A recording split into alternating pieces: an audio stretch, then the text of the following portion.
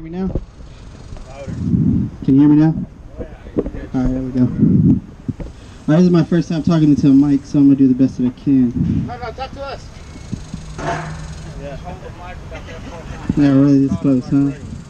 All right, we're gonna, first of all, I want to do a special thanks to DOA Lures and DSKA for making this possible, and everybody involved. These are our main sponsors, DOA and DSKA. We got a couple giveaways. I also want to give a shout out to the important people that made this really happen. Shout out to Martin Sosa, Johnny Campbell, David Pham, and Austin, Chris. Thank you guys. I really appreciate it making this possible. And everybody else that helped out. I'm going to go into talking about safety first, because that's the most important thing. We keep losing lives out there, and these are our fellow fishermen. And I know we like to criticize people and things they did wrong. I'm not about that. You know, to me, somebody lost their lives, families are hurt. So make sure you wear your PFDs. Not only that, be aware of your surroundings. I'm not used to this. Sorry, I'm not used to this. Be aware of your surroundings, because you could be in a situation even with the PFD on. Me and Justin were in a situation where we're fishing the causeway. The guy had his PFD on and his kayak was over him, so he was floating up and his kayak was over his head and kept bobbing his head. Can't hear you, bro. Man, I can't talk to this on the page. Alright, I'm gonna try this again. So he was this guy was, his life was on the line, and Justin picked up his anchor, booked it over there, and I hauled butt over there in my Hobie Outback, and I was the first one on the scene. The kayak was sideways on his head. Even with the PFD on, you could still be at risk. So make sure you're aware of your surroundings. His anchor rope was around his body, pulling him down, so he was in a situation. So make sure you're not wearing waders with your PFD on, and you fall over and your waders fill up and your PFD is not rated to hold that kind of weight, and you'll be sitting there like a bobber under the water. That could be an issue. I no longer wear waders for that situation. When you're out at night, make sure you have a 360 bright light and 3 flares, I believe, that are actually up to date, and a whistle and your PFD are required when you're out at night, and a lot of us fish at night. So that being said, be safe out there, be aware of your surroundings, assess the situation before you go, pre-plan it. Sounds like a lot of work, but that lot of work could save your life. Alright, I'm going to go into how I work the DOA shrimp. This is my favorite bait. I've been pushing this bait probably for about 4 or 5 years before I was sponsored by DOA. But I'm going to explain on how I work this shrimp specific, because I work this shrimp a lot.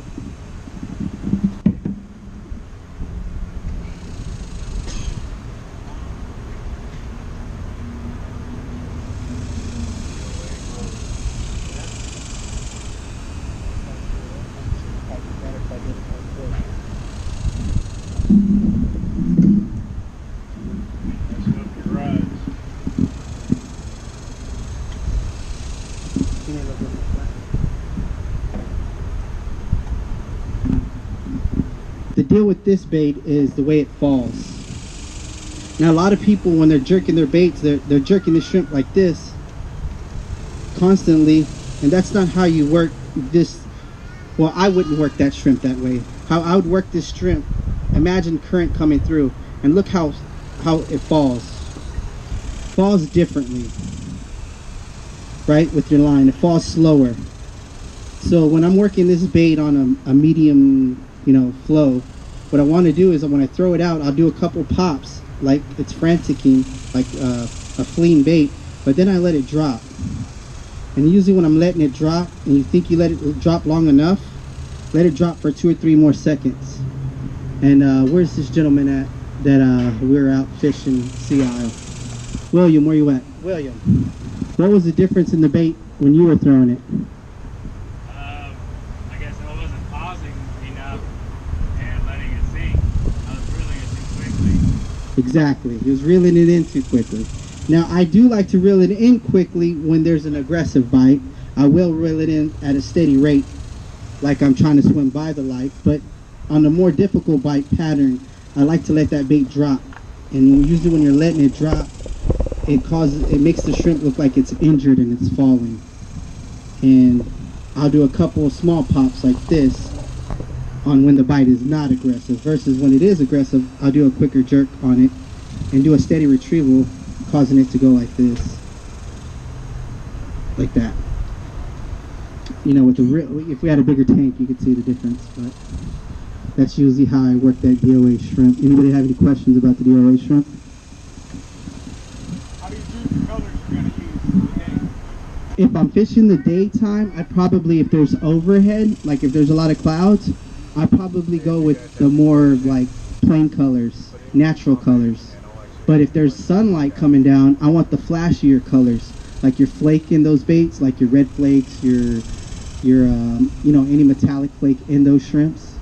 And if you're working a faster column bait, like the flow is a lot more faster, I'd go with my 1/4 ounce. These or my 1/2 ounce, and these are your 1/4 ounces. The 1/4 ounce is the weight that's in the belly part of that. So I'll do the 1/4 on the slower current. On a faster current, I'd use the heavier ones. And if I'm trying to catch a bigger fish, I would definitely go with the bigger bait.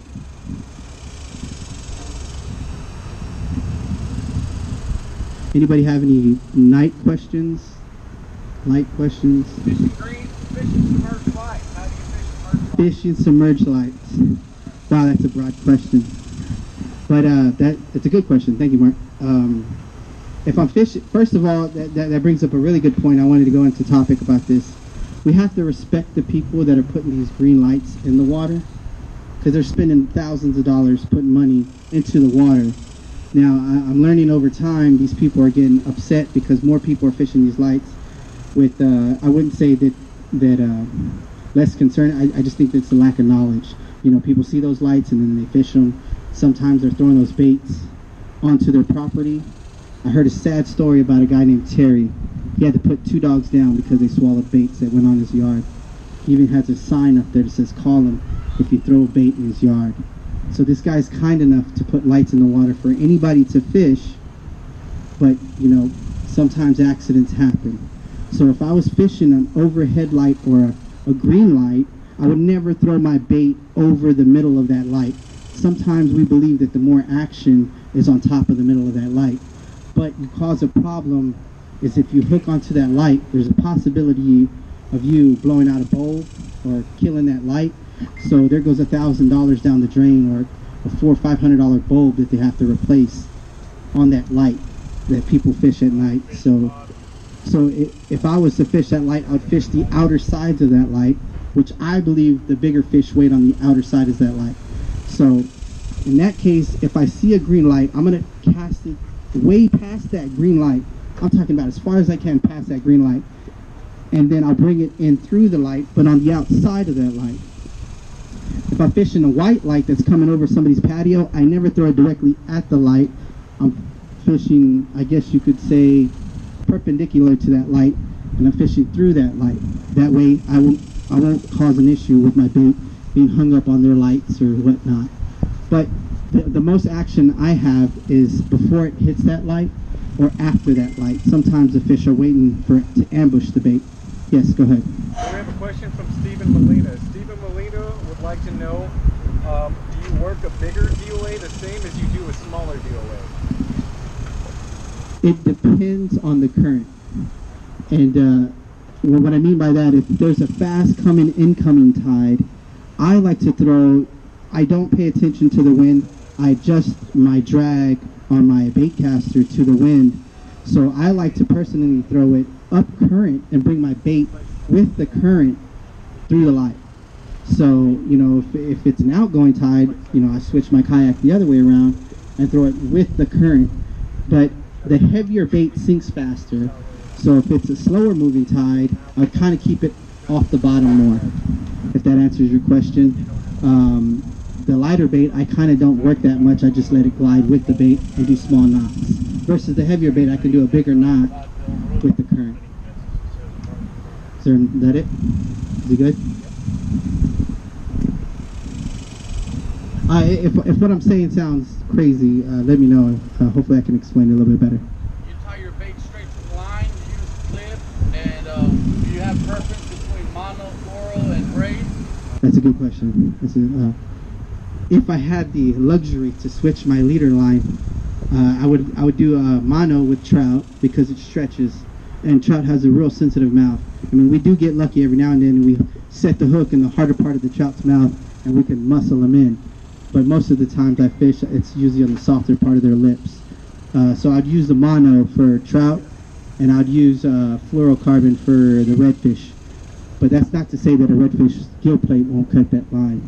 But I had more gill plate cuts from quicker with mono than I had fluorocarbon. I'm going to show you a knot that I use on this particular bait. And the reason I use this knot, it's called a loop knot. It's my own personal loop knot. I don't know if somebody else has done it or not, but it's a loop knot that I use, and it gives it freedom to your bait. So when you're jerking your shrimp, it has more of a natural presentation versus me just yanking the bait through the water. I'm going to show you right now.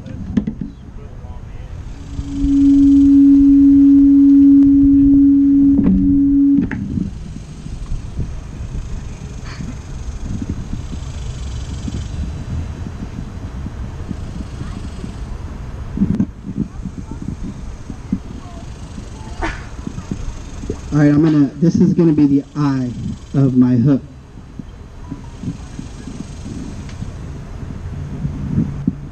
This will be the eye of my hook. This will be my leader line. I'm gonna do an overhand knot.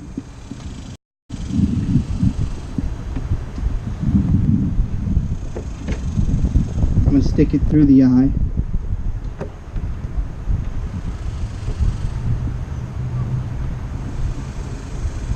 So my bait's going to be like that on, you're going to come to the same side of the over knot that you came out of is the same side you're going to come in from that overhand knot. I'm going to wrap it around 3 times. Then I'm going to come through that hole. Now some people like to come back around and cinch it, but I stop it right there. And that's my knot. So, I mean, some people like to come back around and tie it again.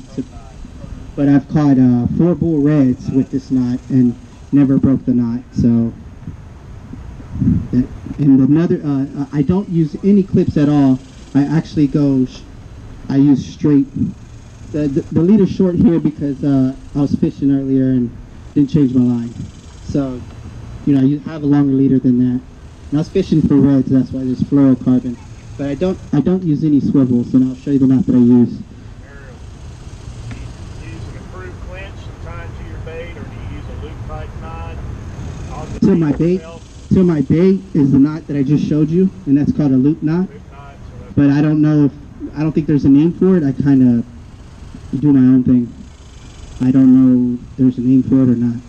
Merriel, I got a question. It says you only wrap it 3 times whenever you go through that loop. Is that standard? If you ever go more, is it always 3? Just 3, always 3. What size leader material is it? 25. 25. I used to use lighter. Sensitivity was everything for me when I just fished trout. But when I started fishing for redfish, it totally changed my game. If you were using a lighter leader material, would you use more wrap? Absolutely. Jemison brought up a good point. If I was using a lighter leader, would I use more wraps around the line? I would. If I was fishing for redfish, I guess. But you know, it's a good point, man. I'm going to show you the knot that I use from braid to fluoro or mono. This is actually a quick knot. It's gonna, when you're on the water, these knots are real quick and they're fast and they work. And I like quick knots because when I'm on the water, I want to hurry up and tie something and throw my bait out there, because sometimes you don't know how long the bite's gonna last. There you go. All right.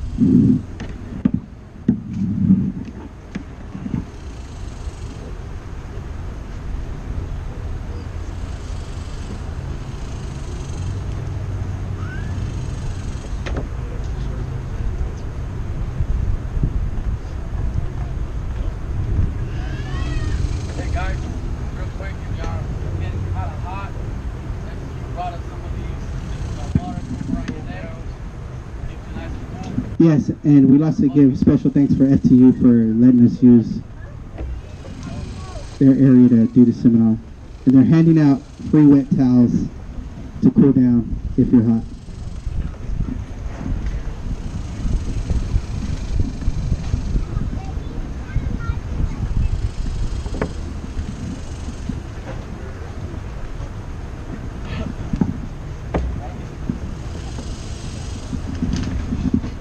Alright, this is the knot that I use for, we'll call the blue one my main line and the camo one my leader line. I make a simple loop first, just like this with both lines. And I have to set this down.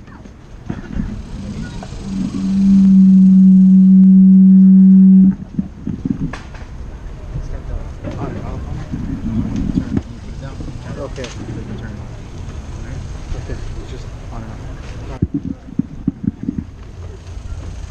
So I do a simple just loop. I twist the loop several times and I feed my tag in through, and that's it.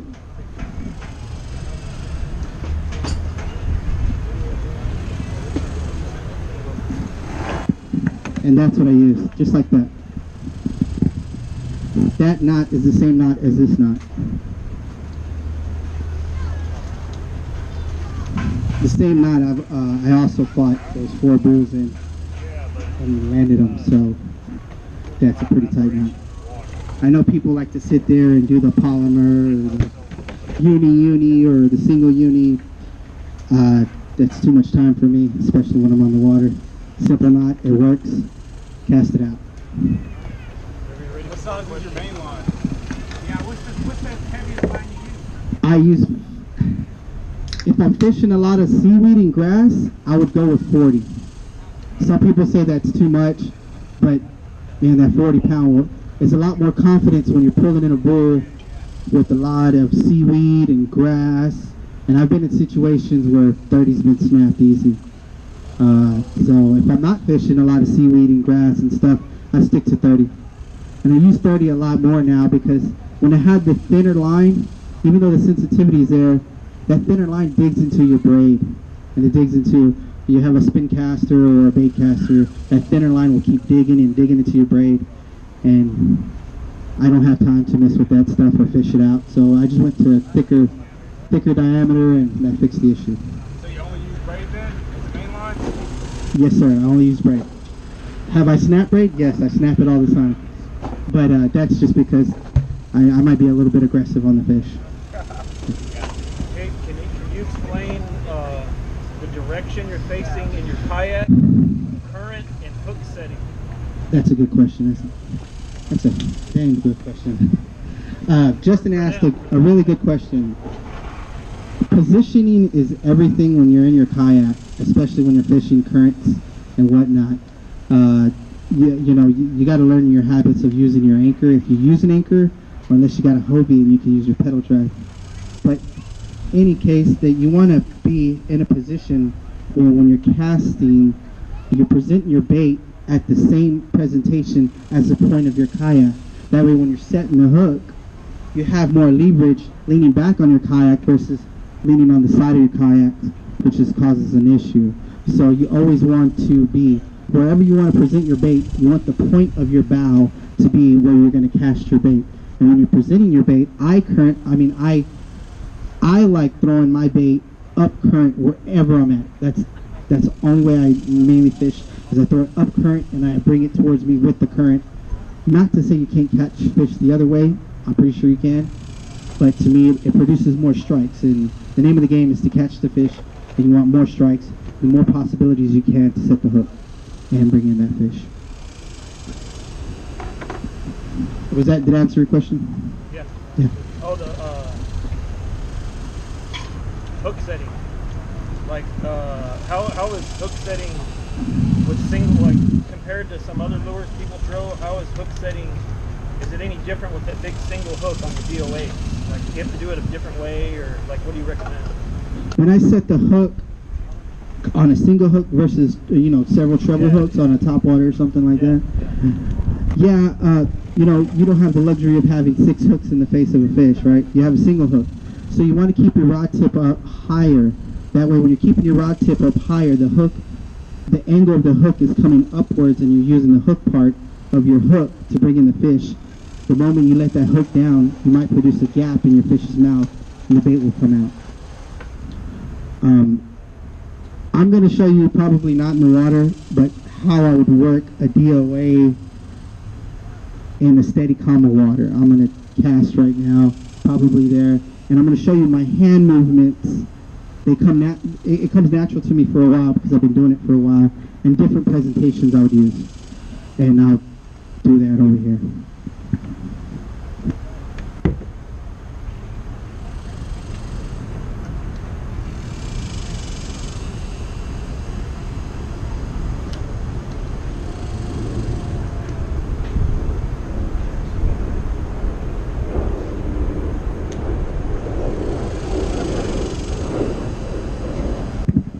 First and foremost is you never want to leave slack in your line.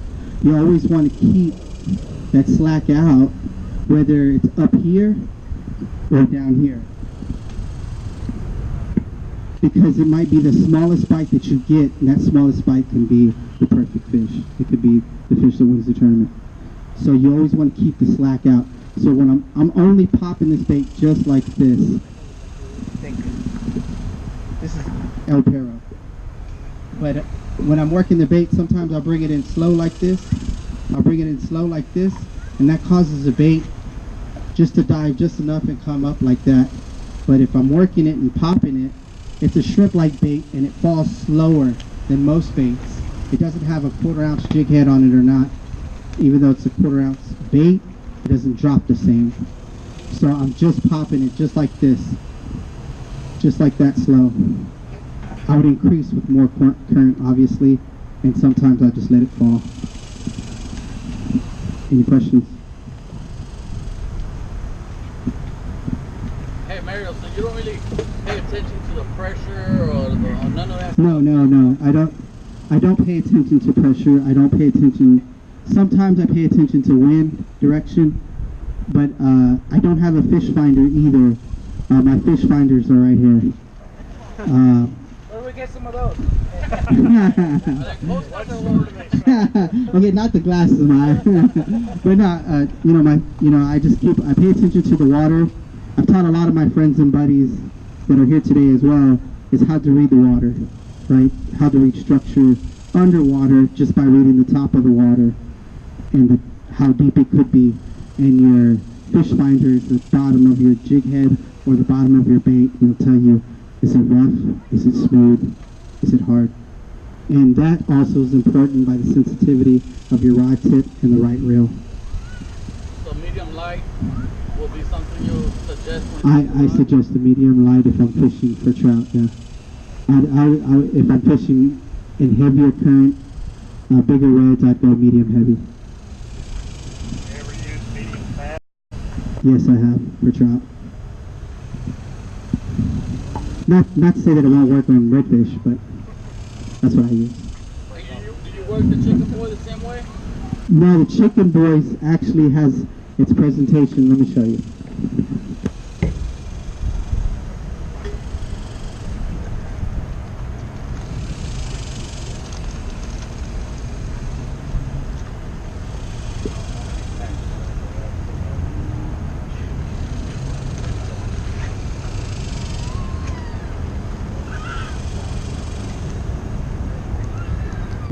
I'm doing a big no-no here. I'm going to use a DOA jig head on the Chicken Boy.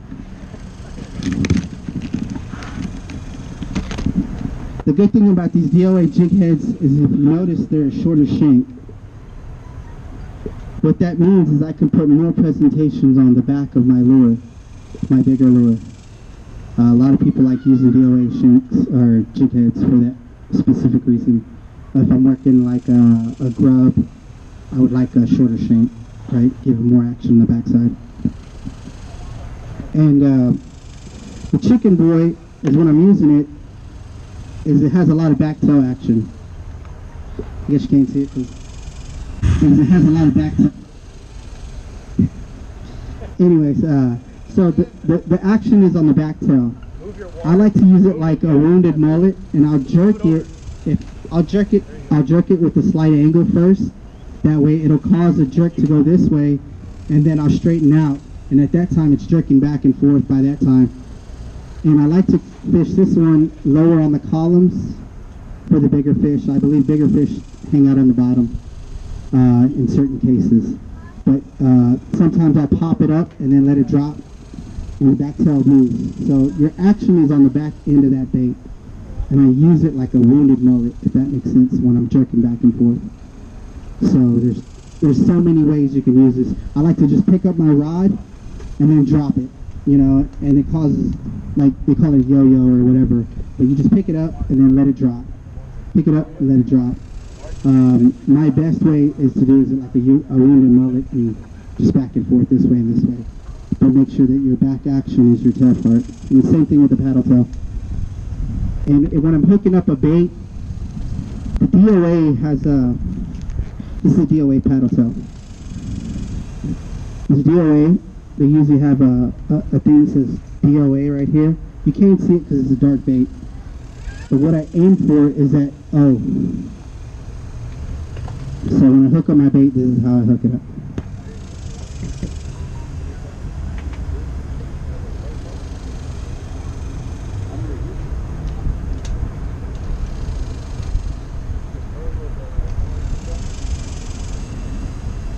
Can't see it, but there's an O right there. I'm going right through that O.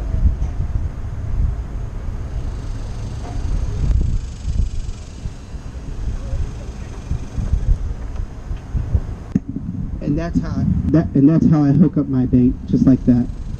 I like the middle shaft to come directly down the middle, and then my hook to come out, and that produces more of a uniform bait.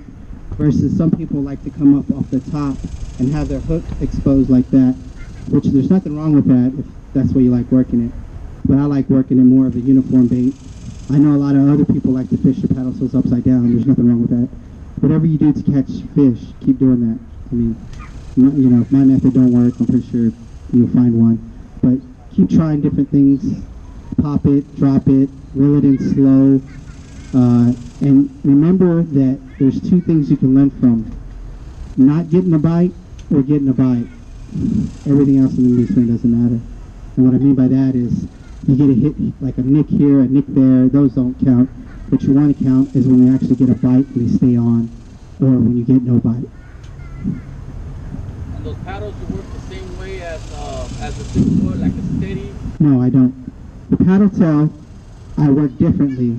I work the paddle tail not more of a, in probably 2.5 to 4 feet of water. I like to work a paddle tail, personally. And it's the vibration of the back end where your action is that causes the strike of your bait. Sometimes people believe in color.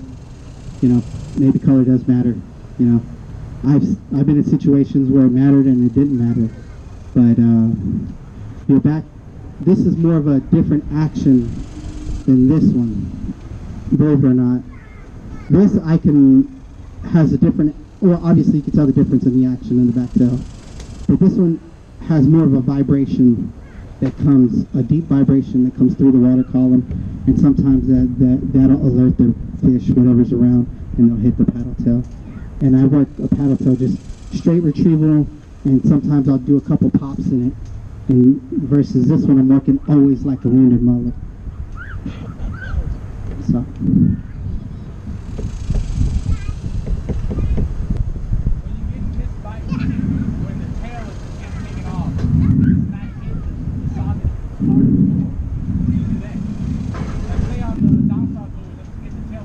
We're going to talk about down south lures here, so.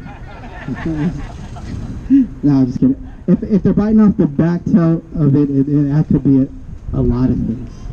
I mean, that could be, I mean, it could be the wrong fish. It could be I'm reeling my bait in too fast. It could be, I mean, no, there's no specific answer for that. But if I was getting, what would I do if the tail's getting bit? I'd probably use a smaller bait. I'd go with my Bubba Cluckers. Or I'll use a smaller DOA shrimp. Or these DOA baits are not big at all. But if they're biting the back end of it, I'd probably use a smaller bait. Or I'd slow my retrieval.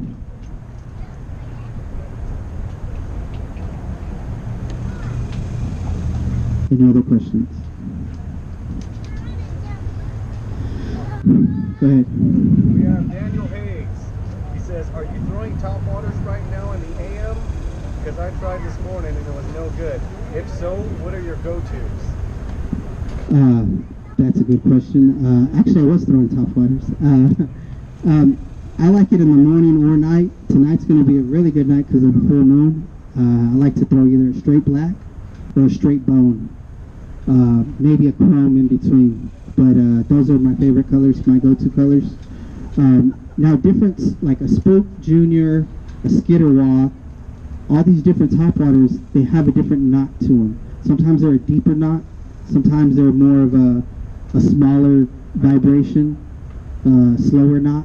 So make sure that the bait you're throwing, you can find a good rhythm with them. It took me a while to learn how to throw topwaters, but definitely my advice is find a good rhythm and find your favorite topwater.